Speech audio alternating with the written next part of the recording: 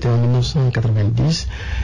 Dimanche 21 septembre 2014, bienvenue à Rémi Ménage qui reçoit Magaye Gaye, ancien cadre à la BOAD, Banque Ouest-Africaine de Développement, directeur de cabinet GMC, et Siressi, consultant en géostratégie et directeur de cabinet Africa Worldwide Group, basé à Dakar, avec un bureau à Casablanca. Merci monsieur d'avoir accepté notre invitation. L'acte 3 de la décentralisation, on en parle beaucoup dans ce pays. Monsieur Magaye Gaye, est-ce que l'acte 3 de la décentralisation est une opportunité ou bien un transfert de problème? Je vous remercie, monsieur Diop. Permettez-moi de saluer monsieur Si, mon co-débatteur, et de saluer l'ensemble de vos auditeurs. Je crois qu'il n'est pas mauvais dans un premier temps de rappeler un peu quelques concepts. C'est vrai que depuis quelque temps on parle beaucoup de décentralisation. Et il faut rappeler que la décentralisation peut englober beaucoup de concepts. Généralement, c'est le transfert d'autorité et de responsabilité, n'est-ce pas, de fonction publique, d'une entité centrale vers tout simplement des organisations gouvernementales décentralisées subordonnées. Mais ça peut être également vers le secteur privé. C'est que beaucoup de gens ignorent, parce que les gens se disent simplement que la décentralisation est une affaire de politique publique. Alors il faut dire que la décentralisation a beaucoup d'avantages et des inconvénients également. C'est bien de les rappeler. En ce qui concerne les avantages, ça permet d'éviter les goulots d'étranglement, mais également de réduire les procédures bureaucratiques, n'est-ce pas, au niveau du gouvernemental. On sait comment un État fonctionne. Tout ce qui permet de raccourcir les décisions, les procédures de prise de décision constitue vraiment de très bonnes choses. Alors, ça permet également en tant que processus de promouvoir la participation responsable de groupes ethniques religieux, mais également, l'ensemble des catégories socio-professionnelles à une bonne prise de décision pour éclairer l'action publique. Je dirais également que la décentralisation bien pensée devrait permettre à l'État de se focaliser essentiellement sur des aspects stratégiques, en déléguant tout ce qui est routine, n'est-ce pas, au niveau périphérique, de manière à s'atteler aux problèmes de fond, n'est-ce pas, qui interpellent la nation de manière générale. Mais il faut dire également que la décentralisation, quelque part, garantit l'unité nationale et la stabilité politique. C'est ce qui fait que de plus en plus d'écoles considèrent que c'est un domaine qu'il faut explorer. Mais cependant, il faut quand même dire que la décentralisation n'est pas une panacée. C'est vrai qu'elle a ses avantages, mais elle a également ses inconvénients. Parmi ces inconvénients, je pense qu'on peut en citer deux. La première chose, c'est qu'une bonne décentralisation doit se baser sur des capacités de gestion, des capacités de management réelles qui puissent porter les véritables déconcentrations, les véritables transferts de compétences, de manière à ce que les populations puissent s'y retrouver. Ça, c'est le premier aspect de la question des problèmes de la décentralisation.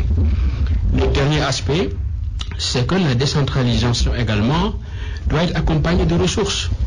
Mais il faudrait que ces ressources-là également soient des ressources pérennes, des ressources qui puissent permettre d'envisager réellement les problèmes de développement, aussi bien sous l'angle du fonctionnement. Malheureusement, c'est aujourd'hui seulement le cas. Beaucoup de collectivités locales ont des budgets de fonctionnement, mais également sous l'angle de l'investissement. Ici, quand on écoute ceux qui parlent de l'acte 3 de la décentralisation, surtout certains maires, ils estiment qu'il n'y a pas une réelle discussion autour du projet, il n'y a pas eu une concertation de manière inclusive. Vous me permettrez, Alsan, à l'entame de mon propos, de saluer mon co-débatteur, M. Gaye, ensuite de saluer vos auditeurs et auditrices à leur nom, titre, qualité et rang. Ceci dit, il faut bien le dire, avant de répondre à votre question, vous me permettrez l'occasion de faire une vue hélicoptère sur le processus même de démocratie locale au Sénégal, qui est un processus fait de construction, de déconstruction et de reconstruction.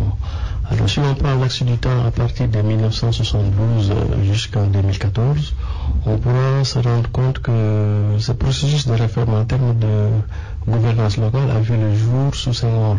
C'était déjà en 1966 avec l'avènement du code de l'administration communale qui est toujours même en vigueur. Ensuite, la deuxième réforme qu'a eu à entreprendre Senghor en l'espace de 20 ans de présidence de la République, 60 et 80, c'était la création en 1972 des communautés rurales à la suite de la grande sécheresse des années 70. Donc, ce qui fait que globalement, le président Senghor a eu entamé 2 réformes. Quand Abdou Diouf est arrivé au pouvoir, il a entamé lui aussi 2 réformes en 19 ans de présidence. La première réforme que le président Diouf a eu à dérouler, c'était en 1990, et c'est une réforme qui a été marquée par la gestion, par le passage. Ce qui fait que après Senghor est parti, Abdou Diouf est arrivé. En 19 ans de présidence, Abdou Diouf a eu à dérouler 2 types de réformes. Sa première réforme, c'était en 1990, qui a été marquée par le transfert de la gestion des communautés rurales des maires, des représentants de l'État, en l'occurrence les sous-préfets, vers ce qu'on appelait les présidents de communautés rurales. La deuxième réforme qu'a eu à entreprendre le président Abdou Diouf, c'était en 1996 avec la régionalisation, dont l'un des 2 faits marquants était d'abord le découpage de Dakar en 43 communes d'arrondissement et ensuite le transfert des 9 compétences. Ensuite, il y a eu l'arrivée de Wade en 12 ans, entre 2000 et 2012. Wade a plus ou moins consolidé les acquis de la démocratie locale au Sénégal. En quoi faisant? D'abord en augmentant le nombre de régions. Ensuite, Wade a découpé la région de Thiès en 3 communes d'arrondissement et Wade a même doté de salaires aux exécutifs locaux, on les disait à l'époque. D'abord, d'ailleurs, pour rappel, les présidents de conseil régional avaient des salaires de 2 millions avec une dotation en carburant de 1000 litres d'essence. Les maires avaient un salaire de 900 000, les suivants avaient un salaire de 300 000, les présidents de communauté avaient un salaire de 150 000. Et on en arrive au président Macky Sall depuis 2012. Donc ce qui fait que aujourd'hui, le président Macky Sall est arrivé avec ce qu'on appelle l'acte 3 de la décentralisation, qui a eu regardé de près est un acte démolisseur quelque part, parce qu'il nous appelle, il nous invite à une aventure, à une rupture épistémologique, parce que c'est un acte 3 de la décentralisation qui va faire disparaître les communautés rurales qui ont été créées par Senghor. C'est un acte 3 de la décentralisation qui à terme va supprimer les régions qui ont été créées par le président Abdou Diouf. Et de Senghor à Macky Sall, toute la question de cette réforme-là tournait autour de celle-ci. Quelle est en termes de management et de vision publique? Quelle est en termes de gouvernance politique? L'échelle la plus pertinente en termes de collectivité à même de porter ce qu'on appelle le développement à la base. Aujourd'hui, quel est l'optimum territorial pour pouvoir véritablement amorcer le Sénégal vers les routes de l'émergence? À l'époque, Senghor avait estimé que c'était la communauté rurale, c'était en 72. Abdou Diouf avait estimé que c'était la région, c'était en 96. Et le président Macky Sall a estimé que c'est le département. Et nous sommes dans l'acte 3 de la décentralisation. Et ça, c'était la vue panoramique pour faire une vue hélicoptère sur les réformes. Vous savez, Alsan, pour répondre un peu à votre question, et souvent nous le disons avec les gouvernements que nous travaillons, ça veut dire qu'on ne fait pas des réformes sur, on fait des réformes avec. Or, toute la problématique que l'on trouve dans nos pays-là, c'est que c'est la stratégie du bottom-up vers le top-down et non l'effet inverse. À chaque fois, c'est les en haut d'en haut qui décident et qui, à la limite, imposent une stratégie, une vision, sans pour autant prendre le temps nécessaire que cette décision ou cette vision soit incubée à la base et qu'il y ait un retour d'ascenseur pour dire que voilà ce que les gens pensent sur cette réforme-là. Mais justement, Magaye Gaye, c'est cette question précise qu'on voulait demander. Est-ce que les populations sont associées à ces réformes? Est-ce qu'il semble que ces réformes sont faites pour elles? Ou bien elles sont là, elles attendent qu'on leur impose certaines choses sans qu'on demande leur avis? Tout à fait. Je crois que force est de reconnaître que après 50 ans d'indépendance, plus de 50 ans d'indépendance, les choses ne vont pas telles que nous le souhaitons. Le Sénégal n'a jamais été aussi pauvre. Les masses sénégalaises n'ont jamais été aussi pauvres. Et la faute incombe bien entendu à tous les pouvoirs qui se sont succédés, mais également à l'ensemble des populations. Savez-vous qu'aujourd'hui, en ce qui concerne l'indice de développement du PNUD, le Sénégal est aujourd'hui à la 144e place sur 160. c'est quand même quelque chose d'assez étonnant. C'est pourquoi je dis qu'il faut d'abord et avant tout tirer un bilan exhaustif du processus de décentralisation tel que cela a existé depuis 1972 jusqu'à ce jour, depuis plus de 40 ans. Demander à voir quel a été son impact sur le développement économique et social de notre pays. Quel a été son impact dans la définition des politiques publiques en termes d'emploi, en termes d'exportation, en termes de résolution des problèmes des populations. Est-ce que les populations ont été associées véritablement à ces sphères de prise de décision? Parce que je suis assez sceptique. Parce que je fais partie de ceux qui pensent toujours que nos difficultés viennent du fait que l'État n'a pas pris en charge au niveau central un certain nombre de demandes sociales. Je suis de ceux qui pensent qu'il faut passer d'une stratégie d'État spectateur à une stratégie d'État acteur. Ou si vous voulez bien, pour paraphraser un peu ce qui se fait dans le football, une stratégie d'État entraîneur à une stratégie d'État capitaine. Le capitaine, c'est celui qui est dans le terrain, qui distribue les ballons, qui même des fois marque, et non pas un entraîneur qui est sur la main courante et qui ne fait que donner des directives. Et je crois qu'aujourd'hui, de plus en plus, d'économistes sont en train de se poser la question de ce retour de l'État. Tout à l'heure, on verra peut-être comment accompagner, cet État impulseur, cet État réformateur, cet État qui dirige un certain nombre d'initiatives économiques et qui associe le public et le privé de manière à atteindre les objectifs de développement, on le verra tout à l'heure. Mais il faut dire que la question des ressources est une question essentielle. Est-ce que le Sénégal, qui n'a que 1500 milliards de francs CFA en gros de budget, dont la moitié, soit 750 milliards de francs CFA, utilisés pour payer des salaires à 100 000 personnes, 100 000 fonctionnaires, est-ce que ces pays-là qui utilisent 300 à 400 milliards pour ces dépenses de fonctionnement, à qui il reste 200 à 300 milliards, est-ce que ces pays ont aujourd'hui le droit d'utiliser ces ressources de manière émiettée, alors que nous avons besoin d'économies d'échelle pour réaliser des projets d'infrastructure, pour améliorer également la bonne gouvernance. Et ce problème de bonne gouvernance, c'est un réel problème au niveau des collectivités locales, M. Diop. Parce que la décentralisation, elle est, j'ai l'impression, faite pour servir les besoins des élus. Or, qui dit élu, dit en général préoccupation politique. Tout à l'heure, je lisais un journal dans lequel on disait que même les ressources destinées à aider les populations nécessiteuses dans le cadre de fêtes comme la Tabaski sont aujourd'hui dévoyées, et aujourd'hui c'est un vrai problème de gouvernance locale. Est-ce que quelque part, il n'y a pas un risque de transférer les problèmes que nous avons rencontrés au niveau de l'État central au niveau décentralisé?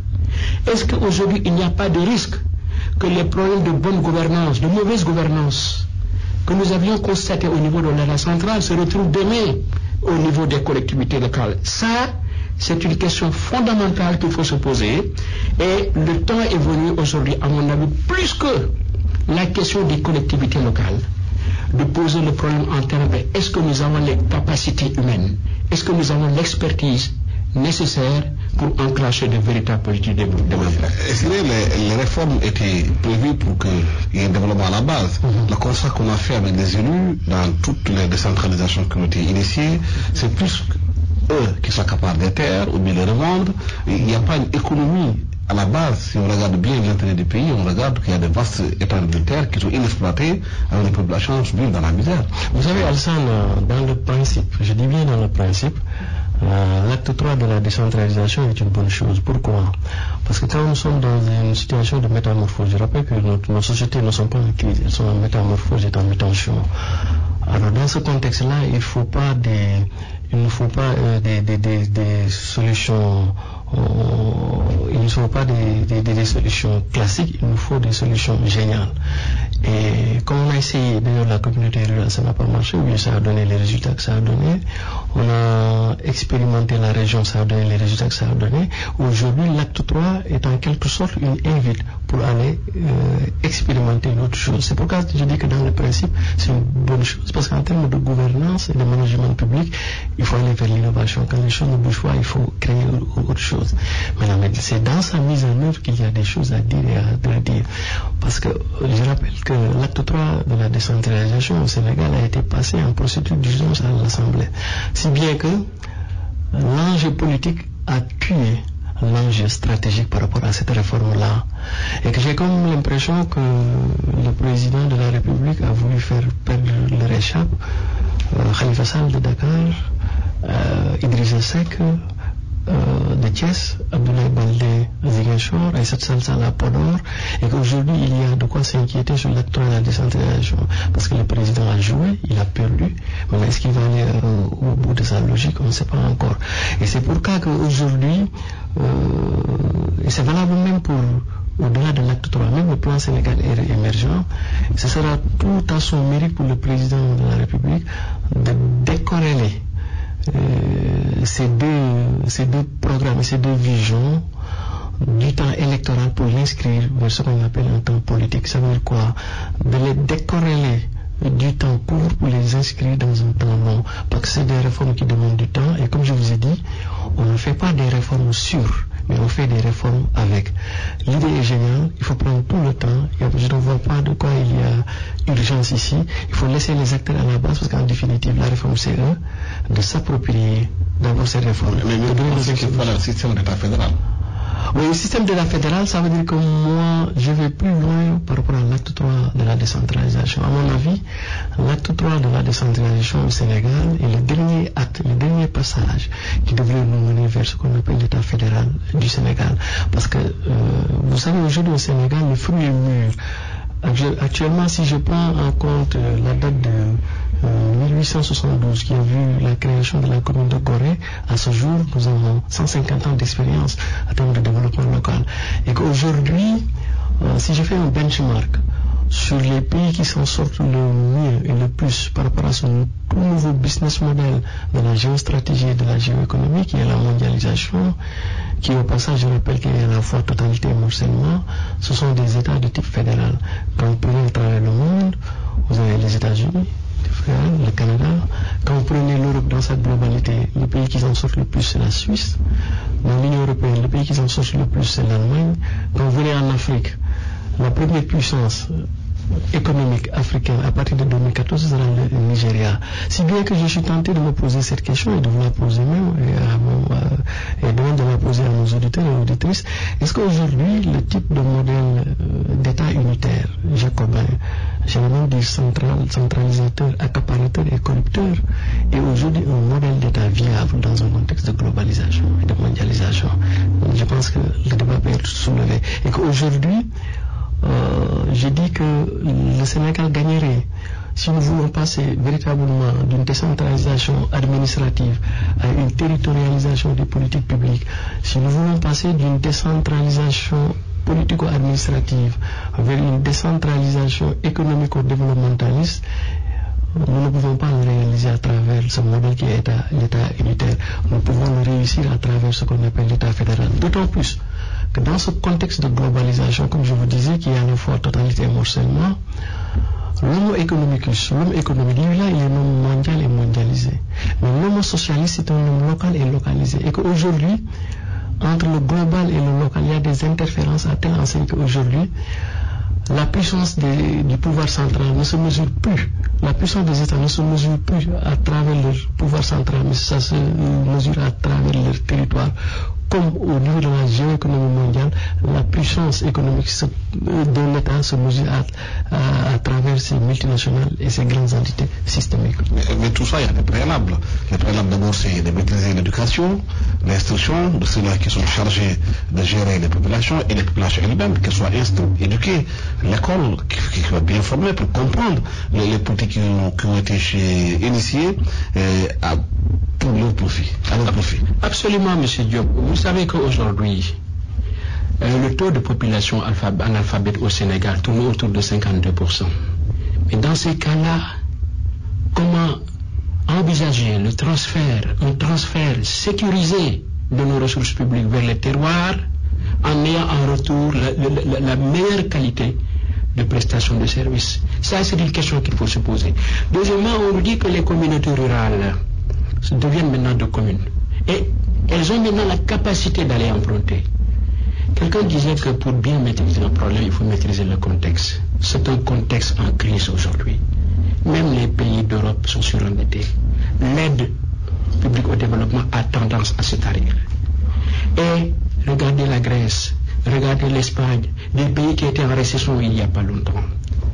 Mais dans ce contexte, demander à des communautés rurales devenues communes d'aller emprunter, ça pose problème. Tout à l'heure, j'ai posé le problème également des faiblesses des ressources de l'État avec ce que disait le président.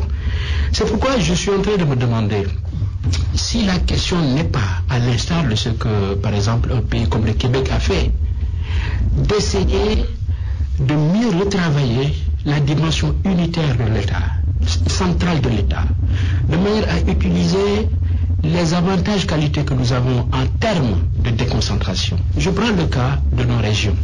Nous avons toujours eu des gouverneurs compétents. Je pense au fameux gouverneur Souleymane Bobi Wilane, qui est très connu. Des gouverneurs vraiment qui avaient le souci, n'est-ce pas, du respect bien entendu de l'autorité de l'État, mais qui étaient très proches des populations. Est-ce qu'aujourd'hui la solution ne serait pas de renforcer les pouvoirs déconcentrés au niveau, n'est-ce pas, régional? Ça, c'est le premier aspect de la question. Le deuxième aspect de la question, j'ai l'impression qu'en matière d'aménagement territorial, du territoire, il y a beaucoup de lacunes à ce jour. Il y a beaucoup de lacunes. Des lacunes parce que tout est concentré au niveau de Dakar. Est-ce que le problème pour nous les Sénégalais ne pourrait pas être partiellement résolu si on arrivait à définir une stratégie cohérente de décongestionnement de Dakar? Je proposerais par exemple que l'État regarde son portefeuille ministériel et qu'en dehors des ministères de souveraineté, je pense à l'intérieur, je pense à la défense, aux affaires étrangères, que nous puissions envisager la délocalisation des ministères économiques au niveau des régions de manière à créer des effets d'entraînement, de manière à éviter ces goulots d'étranglement que nous avons constatés au niveau de Dakar en termes de transport, en termes d'habitat, en termes d'assainissement. Je crois que ça, c'est également des solutions qu'il faut voir. C'est valable, bien entendu, pour les ministères, mais c'est également valable pour les sociétés publiques. Pourquoi toutes les sociétés publiques ont leur siège à Dakar? À l'heure des nouvelles technologies de l'information et de la communication, à l'heure d'Intranet, est-ce qu'il n'est pas possible de décongestionner? Je crois que ça, c'est vraiment des aspects qu'il faut également regarder dans le cadre des solutions alternatives qu'il convient d'explorer, bien entendu, dans le cadre de recherche de solutions. Maintenant, enfin, je crois que la décentralisation, je le rappelais tout à l'heure dans la sémantique et dans la définition, c'est également la possibilité pour l'État de déléguer une partie de ses prérogatives à certaines unités économiques. Ah, mais vous savez, les unités économiques, il faut les attirer. Qu'est-ce qui empêcherait l'État de créer à Diourbel, à Tambacounda, des zones économiques spéciales, avec une politique fiscale volontariste, de manière à attirer les investissements directs étrangers, avec bien entendu un cahier de charges bien défini en termes de chômage, par exemple, de résolution du chômage, d'emploi des jeunes. Je crois que tout ça, c'est des aspects qu'on pourrait regarder dans le cadre de cette politique de décentralisation. Mais quel doit être le rôle, justement, du secteur privé dans cette décentralisation? Parce qu'on parle de plus en plus dans le pays de patriotisme économique, de souveraineté économique. Quel est le rôle qu'il doit jouer, justement, dans la répartition des ressources dans toutes les régions? Oui, je voudrais, avant de répondre à votre question, revenir un peu sur l'intervention de M. Gay pour lui rappeler que pendant 50 ans, on a expérimenté un modèle qui ne nous a pas amené loin, et qu'aujourd'hui, nous devons aller dans la logique de réinventer notre gouvernance. On doit aller dans la logique de reprendre notre destin en main. Est-ce que vous savez que quand on interroge la sociologie et l'histoire, le Sénégal a toujours fonctionné sous le modèle d'un État fédéral, avec les royaumes du Kayor, du Baol, etc. C'est véritablement avec la colonisation qu'on nous a imposé l'État Sénégal. Je ne pense pas aujourd'hui que nécessairement que l'on continue avec ce modèle-là qui on a expérimenté pendant 50 ans et ne nous a pas mené. Aujourd'hui, vous savez, il y a des ruptures épistémologiques qui ont vu le jour sur le plan de la géostratégie et de la géoéconomie. Vous savez, avant, il y avait la toute-puissance de l'État. L'État comme le seul acteur de la vie à la fois économique, politique, sociale, etc.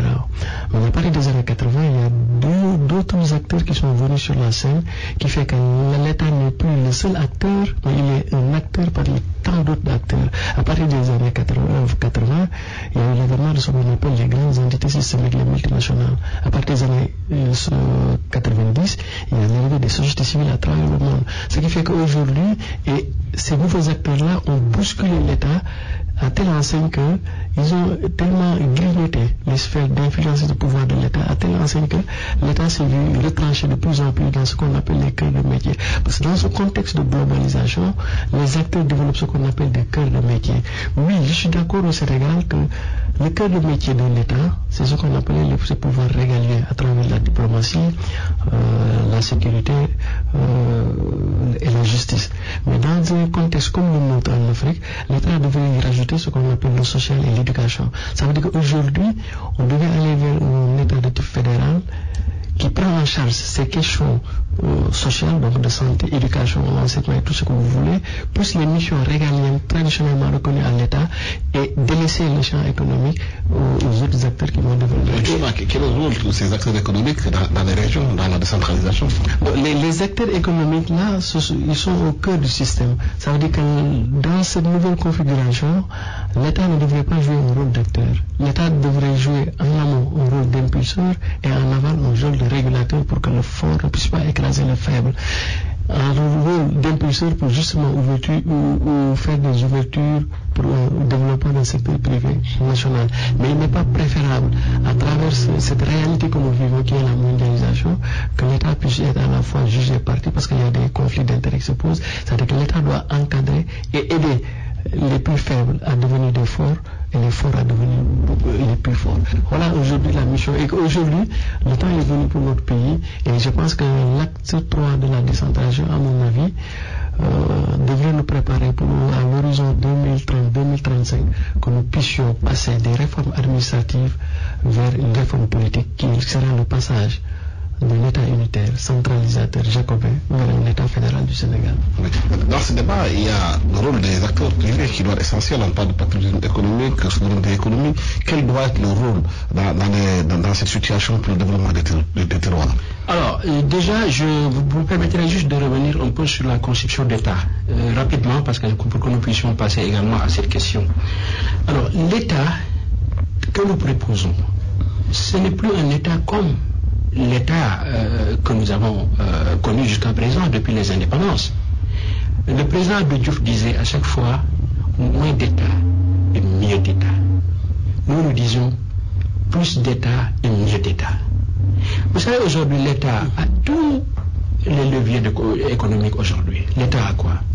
L'État a la police, l'État a la gendarmerie, l'État a les politiques, l'État a l'autorité en termes de décentralisation, l'État a cette possibilité de légiférer. L'État a pratiquement tout entre ses mains. Le secteur privé formel, tel que nous l'avons connu jusqu'à présent, regardez ces disparitions d'entreprises. Mais parce que le secteur privé formel, aujourd'hui, il a énormément de problèmes. Des problèmes en termes de capacité, des problèmes d'accès au financement, des problèmes également en termes d'intrants. Je parle à l'énergie qui est chère, je pense à l'électricité, je pense à l'eau, je pense aux télécommunications, la qualité humaine des hommes qui sont chargés de mener à bien cette stratégie-là. Et dans ce cadre-là, on nous dit que il faudrait que vous puissiez revoir votre modèle de manière à l'appliquer à ce que l'Espagne avait fait à l'époque, à ce que l'Italie avait fait en misant sur les PME. Je dis oui, c'est très bien. Mais aujourd'hui, nous avons nos jeunes qui chôment. Lorsque le président Macky Sall dit que oui, en ce qui concerne les jeunes, je vais les recruter dans le cadre d'une politique dans le cadre de l'emploi de proximité. Nous disons que c'est une bonne chose. Lorsque le Fonds monétaire international nous dit à la retraite, il ne faut plus recruter pour remplacer ceux qui sont partis, nous disons qu'il faudrait que nous puissions nous approprier notre politique de développement. Il faut mieux d'État, c'est-à-dire que l'État doit se serrer la ceinture. Nous devons avoir un État qui est un véritable agent économique, qui fait des anticipations. Mais plus un État tel que nous l'avons connu jusqu'à présent. Je crois que c'était quand même important de préciser cela. Maintenant, par rapport à l'aspect, je dirais, indépendance économique. Aujourd'hui, nous avons deux contraintes, il me semble. La contrainte du financement de nos économies et la contrainte de la monnaie. Véritablement, en termes de financement de nos économies, notre économie est extravertie. Les rares banques commerciales qui existent aujourd'hui dans nos pays sont des banques qui sont sous le contrôle d'intérêts étrangers. Ce sont des banques qui privilégient le court terme au long terme. Or, on ne peut pas parler de développement si on ne parle pas de long terme. Les banques préfèrent privilégier le financement des crédits de campagne sur durée de 3 mois. Les banques préfèrent financer tout simplement les crédits documentaires pour un exportateur. Mais si vous dites que j'ai un projet sur 5 ans, 10 ans, créateur d'emplois, les banques ne vous regardent pas. Parce que les banques sont entre les mains d'intérêts étrangers. Ce qui importe, c'est d'abord la rentabilité. Mais quel doit donc le rôle de la BNDE? Le rôle de la BNDE, c'est une très bonne chose que le Sénégal ait créé la BNDE. Parce que chaque État doit créer ses propres capacités de développement. Nous avons lancé un concept, un financement africain au projet africain. Chaque pays doit avoir son fonds de prise de participation. Parce que ce qui est un problème aussi pour la PME dans nos pays, c'est que vous venez, on vous dit, le montant de votre apport est faible. Il faut un fonds qui puisse se substituer à ces promoteurs pour pouvoir renforcer leurs fonds propres. Il faut également des institutions de garantie. C'est le cas du Fonds 6.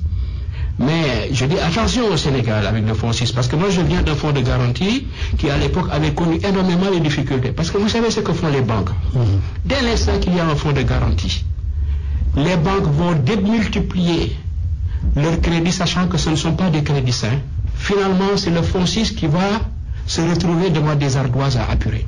Beaucoup de fonds de garantie sont tombés comme ça. Et c'est pourquoi il faut toujours renflouer sans cesse les ressources, les fonds propres de ces fonds-là pour les permettre de tourner. Parce que l'avantage d'un fonds de garantie, c'est quoi? C'est que vous pouvez multiplier les volumes de financement mobilisés à hauteur de 12,5 par rapport au montant de fonds propres existants. 12,5. Donc c'est un démultiplicateur de crédit. Mais il faut que ce soit bien géré. J'ai peur aussi que nous nous retrouvions dans la situation des banques de 1990, très mal gérées à l'époque, au point où il y avait une crise du système bancaire. C'est vrai que vous me direz qu'il y a aujourd'hui la commission bancaire, vous avez parfaitement raison, qui contrôle les banques et établissements publics. Mais il faudrait que l'État prenne les dispositions réelles afin que tous ceux qui interviennent au niveau des organes comme la BND ou le Fonds 6 puissent réellement jouer leur rôle en termes de bonne gouvernance. Dans ce cas-là, est-ce qu'il ne faudrait pas aussi faire des réformes bancaires pour que les banques qui sont là sur la place publique puissent financer le développement? Oui, vous savez, Arsène, je le dis souvent avec les gouvernements avec lesquels nous travaillons, c'est que sur la route de l'émergence, il y a un premier pas que si vous l'arrêtez, vous n'allez nulle part. C'est quoi? C'est l'existence d'un secteur privé national. Et que pour un secteur privé national puisse exister, il faut que vous maîtrisiez votre secteur financier. Et quand on parle de secteur financier, c'est les banques et les assurances. Ça veut dire que quand il n'y a pas de capitaux nationaux propres qui dominent pour l'essentiel votre secteur financier, vous ne pouvez pas avoir un secteur privé national. Et si vous n'avez pas un secteur privé national, vous ne pouvez pas aller dans les banques, vous allez tourner en rond.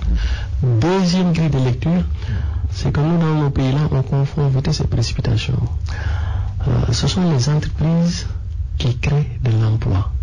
Mais pour que l'entreprise puisse créer de l'emploi, il faut qu'elle existe. Or, ce sont les entrepreneurs qui créent de l'entreprise et l'entreprise en retour crée de l'emploi. Mais or, nous, dans ce pays-là, on est dans le dernier segment. On n'est pas dans le premier segment. Et le premier segment est indispensable pour le deuxième segment. On dit que oui, il y a une crise de l'emploi au Sénégal parce que on est assis sur la conception que c'est l'entreprise qui donne.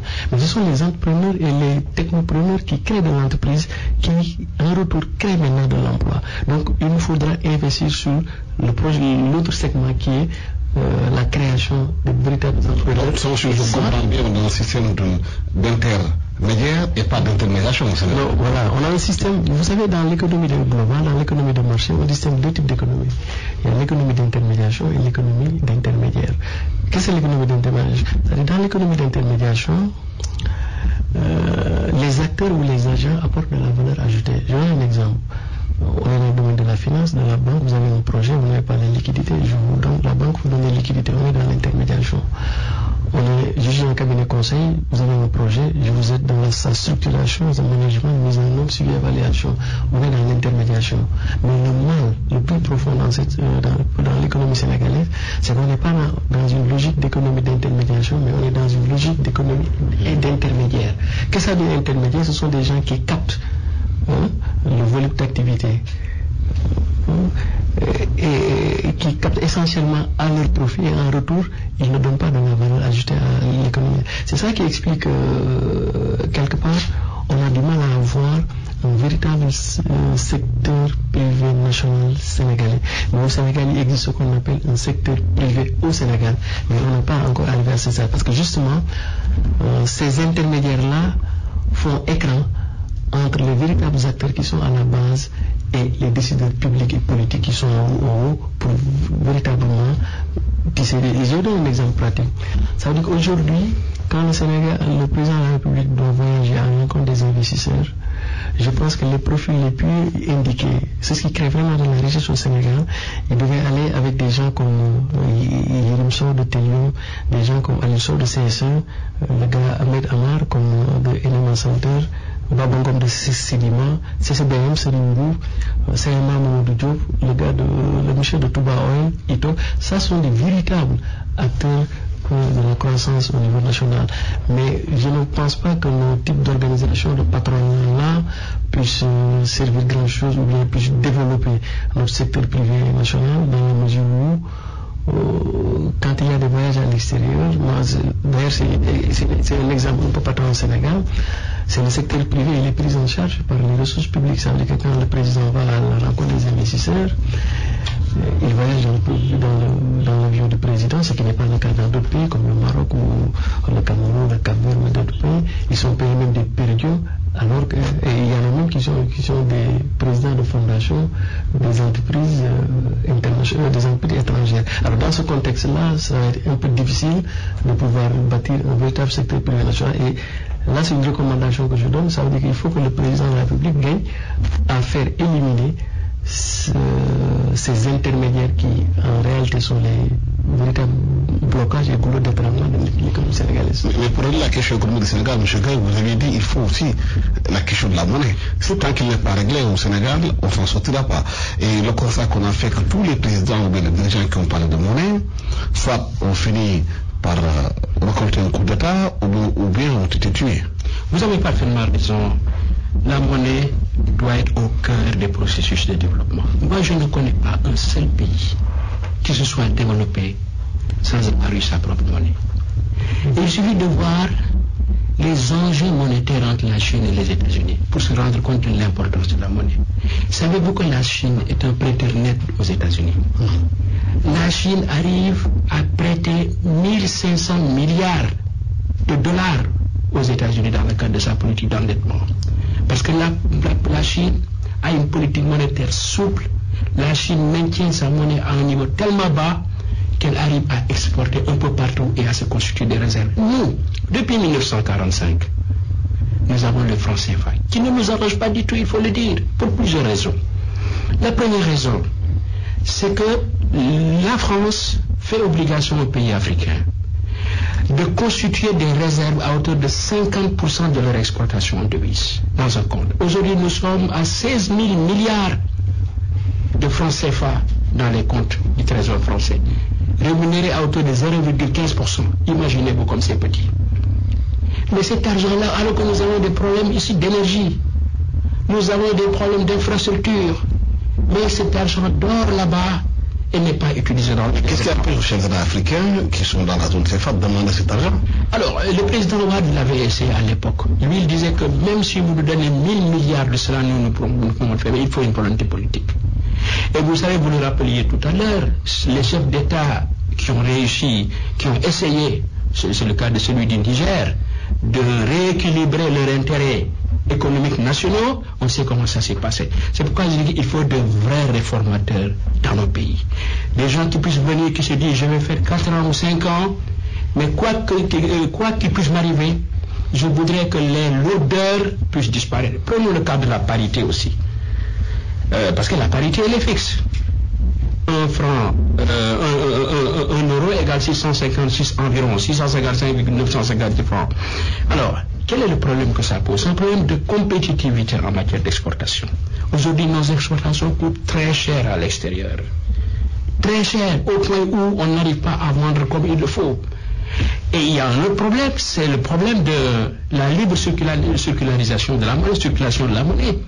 La monnaie peut aujourd'hui circuler entre nos pays, nos différentes zones respectives et la France.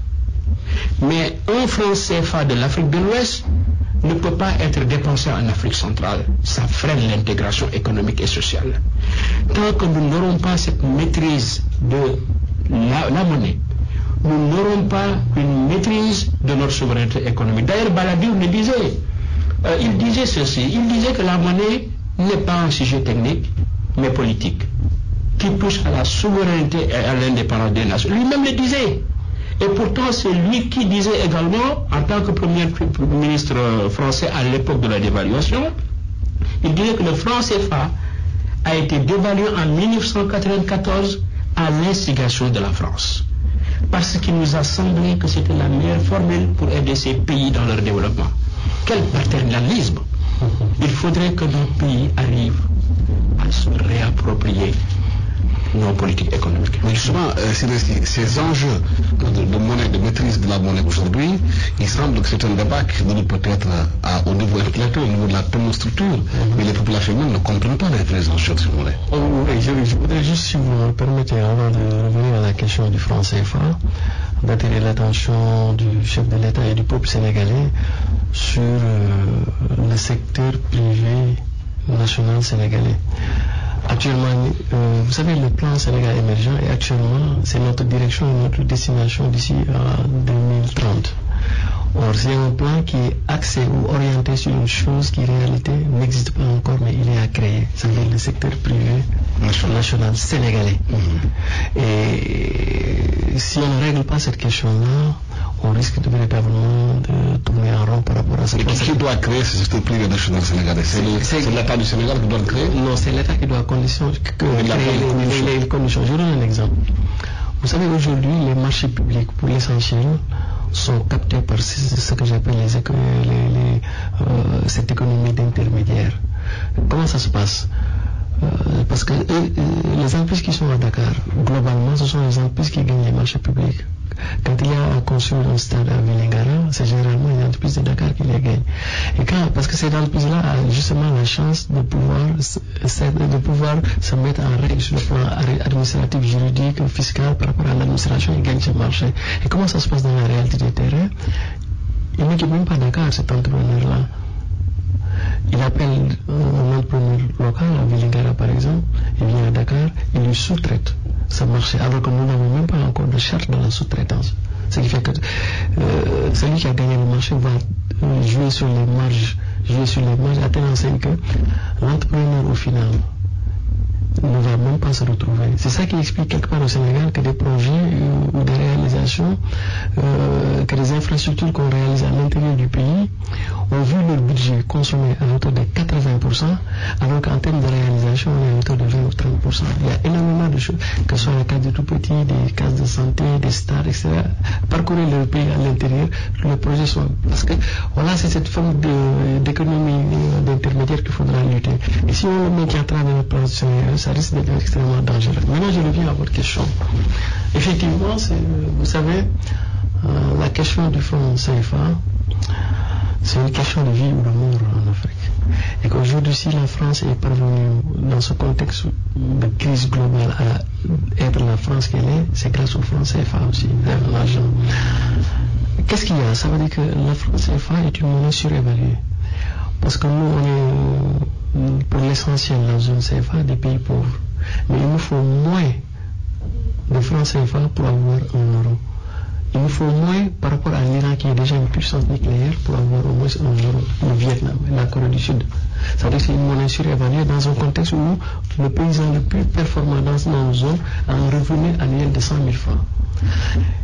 La question du franc CFA, j'ai assisté à une réunion où le président Ouad disait à ce moment le président de ne pas parler de cette question de franc CFA parce que leur fauteuil présidentiel en dépend. Et d'ailleurs, quelques temps après, Tangian a eu à parler de ce franc CFA et vous avez vu le résultat. Et ça veut dire que c'est un processus qui a été entamé depuis Gilles Christ Olympio du Togo.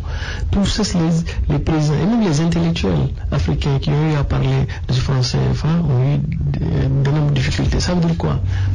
C'est un débat qui nécessairement va revenir sur la scène publique parce qu'on est dans un contexte de reclassement géostratégique sans précédent, surtout dans notre zone, la zone CFA, la zone qui est la zone en termes d'économie la mieux intégrée, qui fait que ce système actuellement ne nous arrange pas, nous ne profitons pas de la globalisation. Ce qui fait que en France, même les prévisions les plus optimistes, avec Mathieu Pégas, dans les 10 prochaines années, la croissance de l'économie française tournera où? Elle fera moins de 1%.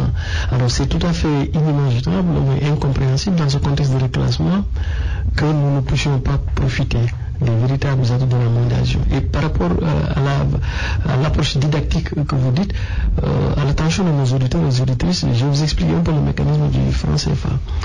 Ça veut dire que quand nous, Africains, nos États ont 100 francs, ils prennent les 50 francs, ils les donnent à la Banque de France. Maintenant, avec les autres 50 francs, ramenés à l'échelle d'une personne, c'est avec ces 50 francs-là que tu dois payer ton loyer, tu dois te nourrir, toi et ta famille, te vêtir, te soigner, aller à l'école. Ce qui fait que, manifestement, 50 francs ne vont pas couvrir tes besoins. Et tu parcours le monde à la recherche de l'argent, de faire des emprunts qui te sont taxés extrêmement cher. Ça veut dire que c'est ça qu'Abdoulaye Wade disait qu'il ne faut pas comprendre que dans un contexte où nos États sont en chantier ouvert, en grands travaux, comment on puisse prendre notre propre argent, le confier à quelqu'un et nous aller parcourir le monde, aller chercher des financements qui nous coûtent extrêmement cher. Mais je pense que c'est un débat qui mérite d'être posé sur la table. Ça réclame des réformes profondes. Ça nous permet aujourd'hui d'aller à l'autre point de notre débat, c'est celui concernant aujourd'hui les réformes au niveau de la CNRI. Le président a reçu le rapport, il n'a pas la fin d'année en disant que lui, il ne va pas changer la constitution, et ensuite il n'est pas question pour lui démissionner de son poste de chef de parti, et qu'il n'est pas pour un régime parlementaire. Les questions se posent aujourd'hui par rapport à cette question bien précise. Tout à fait, M. Diop. Je dois d'emblée dire que la décision qui a consisté à demander à ce qu'un panel, à qu'une commission réfléchisse sur les institutions, c'est une bonne chose. Mais j'ai l'impression qu'en ce qui concerne les thèmes de référence, on n'est pas allé au bout, comme on a voulu le faire dans le domaine surtout de la refondation de l'éducation nationale. Les institutions telles qu'elles existent aujourd'hui ne sont pas conformes à nos exigences de développement. Il suffit de voir le rôle que joue le chef de l'État en tant que président de la République. Il détermine la politique de la nation. C'est lui qui nomme aux emplois civils et militaires. Mais qui dit nomination aux emplois civils et militaires dit quelque part management des hommes qui sont appelés à occuper les postes stratégiques. J'ai vu que le rapport de la commission Mbow a jeté une idée qui consiste à dire que désormais il faudrait que nous puissions passer par des systèmes de sélection de manière à proposer au chef de l'État après la candidature. Je trouve que c'est une bonne chose. Deuxièmement, le président de la République, je ne parle pas du président Macky Sall qui est là parce qu'il occupe le fauteuil, mais je parle de l'institution. Le président de la République a une mémie sur l'exécutif, sur le législatif aujourd'hui et sur le judiciaire. Et il faudrait faire en sorte que le principe de séparation des pouvoirs puisse être aujourd'hui une réalité réelle. C'est pourquoi je me dis également qu'il faudrait essayer de faire en sorte que la nouvelle constitution, telle que ça a été dessinée par la CNRI, parce que c'est une proposition, mais il faut peut-être prendre ce qui semble être aujourd'hui conforme aux intérêts de la nation et puis différer les autres plus tard. Le président a commandé. Quelqu'un qui commande un rapport, il a fait ce qu'il veut, surtout qu'il est le chef de la nation. Il peut en faire ce qu'il veut. Mais par contre, moi, pour ma part, je trouve que le fait de vouloir organiser un référendum uniquement pour résoudre la question des 5 ans, cela me paraît un gâchis incommensurable de ressources publiques. Je vais juste donner un cas pour terminer. En France, une étude a montré que le référendum coûtait environ 1 euro par personne. Si on rapporte ça au Sénégal, regardez tout ce que cela fait comme ressources qu'on pourrait dégager dans le cadre de ces référendums, juste pour dire au président, faites 5 ans ou bien restez 5 ans. C'est une question de la réforme de la sienne. Aujourd'hui, le rapport est entre les mains du président, mais il a donné un certain nombre d'idées et de ce qu'il doit faire de rapport selon lui. Oui, vous savez, M. Gueye a dit des choses intéressantes pour dire qu'aujourd'hui, les structures actuelles, institutionnelles que nous avons au Sénégal ne sont pas à même de porter le développement local. Et justement, c'est pour la raison pour laquelle on doit passer d'un État unitaire vers un État fédéral. Parce que tant qu'on sera dans cet État unitaire, les vœux, tout ce qu'on... Actuellement, le diagnostic du mal du Sénégal a été fait depuis très longtemps. On sait ce qui nous empêche d'avancer. Il reste les vraies solutions. Il reste les vraies solutions. La mise en œuvre. La mise en œuvre. Et les vraies solutions, ce sera de passer d'une réforme administrative, jusqu'ici on est dans une réforme administrative, déconcentration décentralisée, pour aller véritablement vers une réforme politique, parce que c'est au niveau de la réforme politique qui sera le passage d'un État unitaire vers un État fédéral que nous trouverons le règlement de nos solutions. Je vais vous donner un exemple. Vous avez dans ce système-là, vous avez 40% des recettes fiscales du Sénégal sont répartis ou bien sont captés par 1% de sa population. C'est parce que nous sommes dans un système unitaire de type jacobin que cela est possible. Quand nous serons dans le fédéralisme, ce système ne serait pas possible. Pour revenir par rapport à votre question sur les institutions, j'ai envie de vous dire tout ça pour ça. Parce que si je ne m'abuse pas, la CNRI avait un budget de 700 millions. C'est déjà énorme.